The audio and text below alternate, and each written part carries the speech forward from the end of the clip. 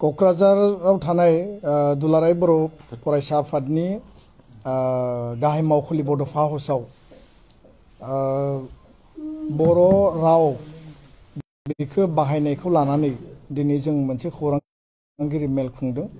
आरो बेयाव आंजों लोगोसे लोगो आफादगिरि खोरोमदाव औवारि गाहाय नेहाथारि खनेन्द्र बसुमतारी आरो जोंनि गासै मिरुनि आरो क'क्राझार जिल्लानि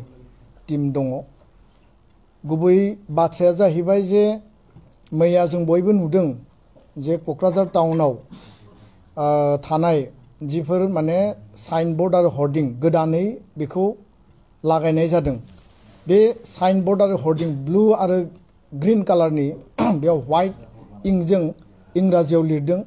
दा बे बाथ्राखौ लानानै थांनाय सप्ता खनसे सिगाङाव बिटिआरनि प्रिन्सिपाल सेक्रेटारि आरो गुबुन गुबुन जि सेक्रेटारिसफोर दङ डिपार्टमेन्टेल बिथांमोनजों जोङो गुवारै आरो गोथौयै सावरायदोंमोन जे अफिसियेल लेंगुवेज बाहायनायनि सायाव बड'लेण्डआव आरो आसामाव जाहाथे अफिसियेल लेंगुवेजआ प्रपारलि बाहायजायो। बेयाव जोङो सिरियेल नाम्बार खानानै होदोंमोन जे बड'लेण्डआव बिटिआरआव गिबियाव बर', एसामिस आरो इंराजि बेबायदियै साइनबोर्डआनो जा बा गुबुन गुबुन नोङो अफिसियेल हाबाफारियानो जा जेराव जेरै बाहायनांगौ बे बाहायनायनि बेलायाव बेखौ गासैबो 40टा डिपार्टमेन्ट जेराव माने ट्रान्सफार्ड साबजेक्ट्सफोर दङ अल CSDs आरो DC office SDO up to VCDC level town committee municipal commercial shops बेफोराव बेखौ बाहायनांगौ होननानै जोङो अलरेडि बे डिसकासनाव मेम'रेन्डाम होदों। बे मथे मोनसे ड्राफ्ट माइन'ट्स जादों आरो बेबायदियै जिखिनि गोजाम दङ बबेबा गोजामाव इंराजि दङ बबेबा असमिया दङ बबेबा बर' दङ किन्तु बेयो सिस्टेमेटिक गैया। बिनि थाखाय जोङो थाखानाय जिखिनि साइनबोर्ड आरो हर्डिंस जोङो बेखौ आपिल खालामदों जोंनि कमार्शियेल बिगोमाफोरखौ बा दखाननि बिगोमाफोरखौ जे बेखौ गोदानै लिरफिननांगौ। बे मोनसे आर्नेस्ट रिक्वेस्ट आरो आपिल। किन्तु गोदानै जिखिनि सरकारा लिरदों बे लिरनायनि बेलायाव जाहाथे बे मेनटेन जायो। नाथाय जों नुबाय जे क'क्राझार टाउनाव लगायनाय आरो गुबुन गुबुन आर्बान डिपार्टमेन्टआ मिउनिसिपाल एरियायाव लगायनाय जिखिनि साइनबोर्ड दङ बे टटेलि इंराजि। दा बेखायनो जों बुंदों जे CSD बिथां जों मिथिनायाव लंकेश्वर औवारि बिथाङा आर्बान डिपार्टमेन्टनि CSD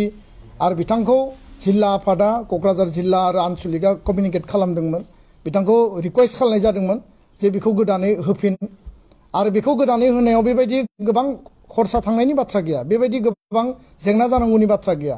नाथाय बिथांनि गोसोआ बिथांनि जि सेन्टिमेन्ट बिथांनि सिन्ता जोङो बेखौ माने सोब खोब क'अपारेटिभ आरो सापर्टिभ जों नुवासै आरो बिथाङा खोब एडामेन्टलि कुनु मोनसे रिप्लाइ होआबासिनो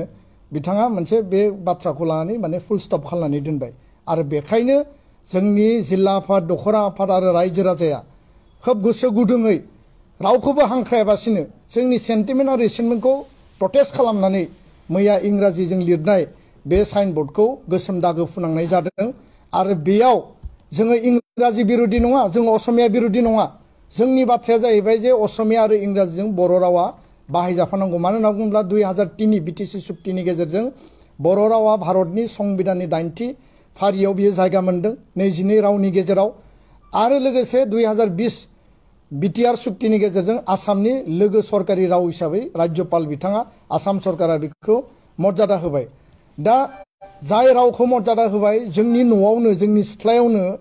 बियो जुदि माने बन्सित जायोब्ला बेखौ जुदि बाहायनाय जायोब्ला बेखौ जुदि गाग्लिनाय जायोब्ला बेखौ जों मालाबाबो माने सहायनो हानाय नङा आरो बेखायनो मैया जोङो जाय भाषा बिरोधि जाय जाति बिरोधि खामानि मावदों जाय CSDआ बर' भाषानि हेंथायै खामानि मावदों बर' हारिनि हेंथायै खामानि मावदों बेखौ प्रतिबाद खालामनानै जों बे खामानिखौ मावदों आरो बेखायनो जोङो स्पष्टयै बुंदों जे CSD बिथाङा स्पष्टीकरण होनांगौ, बिथाङा निमाहा बिनांगौ आरो जुदि बे खामानिखौ सप्ता खनसेनि गेजेराव मावाब्ला बिटिआर काउन्सिल दानि प्रमद बर' बिथां दैदेननाय गबिन्द बसुमतारी बिथां दैदेननाय बे काउन्सिलखौ जोङो मोनसे आपिल खालामदों जे दाबि खालामदों जे CSD लंकेश्वर औवारि बिथांखौ ट्रान्सफार खालामनांगौ। जाय भाषाखौ सन्मान होयो, जाय गावनि बिमानि रावखौ सन्मान होयो बे सन्मान होनो गोरों बेयाव अफिसारखौ बेयाव माने एपइन्टमेन्ट होनांगौ, पस्टिं होनांगौ बेखौ जों दाबि होदों आरो कुनु कारनाव भाषानि हेंथायै थांग्रा बिमानि रावनि हेंथायै थांग्रा जोंनि बिमानि राव आइनि रावनि हेंथायै थांग्रा जायफोर सक्तिया बे खामानिखौ मावदों बेखौ जों मालाबाबो माने गनायनाय नङा जाय मानसिया जाय बेक्तिया बे खामानि मावदों बेखौ जों गनायनाय नङा बिनि थाखाय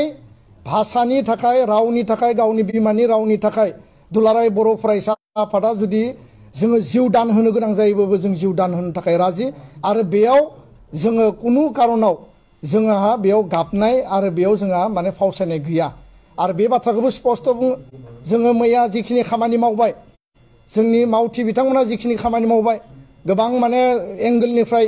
जोंखौ भायलेन्स खालामदों जोंखौ हिंसा खालामनो नागिरदों आरो जोङो बेयाव माने ल' एन्ड अर्डार सिटुएसन गाज्रि खालामनो नागिरदों बेबायदि माखासे प्रेसार फैदों जोङो हिंसा खालामग्रा मानसि नङा जोङो माने दावराव दावसिखौ मोजां मोनग्रा मानसि नङा जोंनि आफादा जेब्लाबो दुलाराय बर' फरायसा आफादा सान्तिनि थाखाय खामानि मावदों गोजोननि थाखाय खामानि मावदों खौसेथिनि थाखाय खामानि मावदों आरो जोङो बे बाथ्राखौबो बुंगोन जे सोरबाया दिनै माने आयेन कानुनजों जोंखौ सिगिनो नागिरदोंब्ला दुलाराय बर' फरायसा आफादनि 10,000 जोंनि मावथिफोरा जोङो जेल जानो थाखायबो जों राजि दा बेखायनो सोरबा ABSUनि मइनुद्दिन आलिया जोंखौ हुमखि होदों एबसुआ बिनिफ्राय बिरत था एबसुखौ जोङो धमखि होयो एबसुखौ जों खावलायो एबसुखौ वार्निं होदों ABSUनि सोरबा मइनुद्दिन आलिया दुलाराय बर' फरायसा आफादखौ वार्निं होनानै सोर बेक्ति बिलाय बिथाङा सोर जों बे बाथ्राखौ कुइसन खालामदों आरो बेखायनो स्पष्टयै बुंदों जोंनि राव बिमा रावखौ बर' रावखौ लानानै जोङो बिनि सार्भाइभेलनि थाखाय बिनि थामोनथा रैखाथिनि थाखाय बिखौ फेहेरनांगौ बिनि मर्यादानि थाखाय बिनि मर्यादाया आसामाव बड'लेण्डआव नङाब्ला बबे हादोराव जों मर्यादा मोनबावगोन बबे रायजोआव जों मर्यादा मोनगोन जोंनि थाखायथ' बेबायदि आलादा देश गैया आलादा रायजो गैया दा जों जेराव दङ बेयावनो मर्यादा मोननांगोन बेयावनो जोङो थांना थानांगोन बेयावनो जों बाहायनांगोन आरो बेबायदि समाव सोरबाया जोंखौ आसि थुनानै खोथा बुंगोन सोरबा ABSU बायदि संगठननि साधारन बेक्तिया जोंखौ आसि थुनानै खोथा बुंगोन बिथांखौ जोङो सोंखारिदों आरो बिथाङा नेक्स्ट जाहाथे बेबायदि बुंफिना आरो बेबायदि जुदि बुङोब्ला बिनि सायाव जों बेबस्था लानाय जागोन आइनि बेबस्थायानो जा जि बेबस्थायानो जा जों बेखौ लानाय जागोन दुर्गादास बर' जोंनि सासे बर' MLA बिथाङा बुंदों जे माने बेयाव समानै बाहायजानांगौ बिथाङा बुंदों जे एबसु मावथिफोरा दुर्बृत्त होननानै बुंदों जों रावबो दुर्बृत्त नङा जों जेब्लाबो गोजोन आरो सान्तिनि थाखाय खामानि मावग्रा हारिनि थामोनथा रैखाथिनि थाखाय खामानि मावबोदों आरो बिथाङा जोंखौ जेरैबायदि भाषा बाहायदों आं बेखौ सोंखारिदों बे बाथ्राखौ बिथाङा उथायनानै लानांगौ जों कुनु दुर्बृत्त नङा आरो बिथाङा बर' जानानै गावनि गुतै जिबनाव बर' भाषा मोनसे बाहायदोंना बाहायाखै आंहा बेयावसो सन्देह दङ दा बेखायनो असमिया रावखौ जों मोजां मोनो बर' रावखौबो जों एखे लोगो मोजां मोनो बर' रावा जोंनि बिमा राव जोङो एखे समानै असमिया रावखौबो मर्यादा होयो दा बेखौ लानानै जोंहा कुनु सन्देह गैया दा बेखायनो जायफोरा जोंखौ बुंदों बिथांमोना बेबायदि बुंनायनिफ्राय गोजानाव थानांगौ आरो माने गोजोन आरो खौसेथिनि थाखाय सान्ति आरो एकतानि थाखाय जायफोरा स्ल'गान होदों आं बिथांमोनखौबो खावलायगोन जे जोंखौ आसि थुनानै जाहाथे बाथ्रा दा बुंथों सान्ति आरो एकतानि थाखाय लाइसेन्स मोननानै दङब्ला सार्टिफिकेट मोननानै दङब्ला दुलाराय बर' माहारिया दुलाराय बर' फरायसा आफादनो होनानै दोनदों बे 2008नि गन्दगलावनो जा 2012-14 जिखिनि हारि दाङाबाजि जादोंमोन गावजों गावनि गेजेराव बुथारलायनाय जादोंमोन जिखिनि मोनसे थासारि थांबाय सोमावसारनायनि बे 30 बोसोरनि गेजेराव दुलाराय बर' फरायसा आफादा गाव हारिनि थांना थानायनि थाखाय राजनीतिक दाबिनि थाखाय हारिनि गावनि माने खुंथायखौ गावनि अधिकारखौ संबिधानाव होनायखौ मोनथायनि थाखाय जोङो सोमावसारबोदों जों सान्तिनि थाखायबो समानै खामानि मावदों आरो बर' हारिखौ बड'फानि आदर्शजों बड'स अफ द वर्ल्ड इउनाइट जोंनि ओनसोलाव थानाय गुबुन गुबुन हारि माहारिखौ खौसे खालामनानै थांना थानायनि जों सिमां नुदों बेखायनो सोरबाया बेबायदि माने सार्टिफिकेट लानो थाखाय बाबा लानो थाखाय खोथा बुंबाय थादोंब्ला बे गासिबो नंखाय बाथ्रा आरो बेफोर बाथ्राखौ लानानै रायजोआ गोदौनो गोनां गैया आं बेखायसो बे बाथ्राखौ स्पष्टयै बुंदों बर' राव बर' बिमानि राव बिनि मर्यादानि थाखाय जिकुनु पर्यायसिम जिकुनु माने लेभेलसिम जों थांनो राजि आरो जोङो खावलायो जे जेसेबां आरबाननि माने टाउन कमिटिसफोर दङ बा आरबाननि जिखिनि माने टाउनफोर दङ बे टाउनफोराव गासैबो हर्डिंस बेनार साइनबर्डआ बियो बर' असमिया आरो इंराजियाव समान समान बाहायजानांगोन आरो बे बाथ्राखौनो जोङो दिनै प्रेस मिटनि गेजेरजों जोङो खुलायै बुंदों आरो जोङो गेबेङै बुंबाय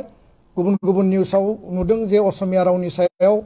दुलाराय बर' फरायसा आफादा आक्रमण खालामदों असमिया रावखौ खोमोरदों आसामावनो असमिया रावा एलागि जादों जों असमिया रावखौ टारगेट खालामाखै जों इंराजिखौ टारगेट खालामाखै जोंनि उद्देश्यआ बे नङा जोंनि उद्देश्यआ जाबाय बर' रावा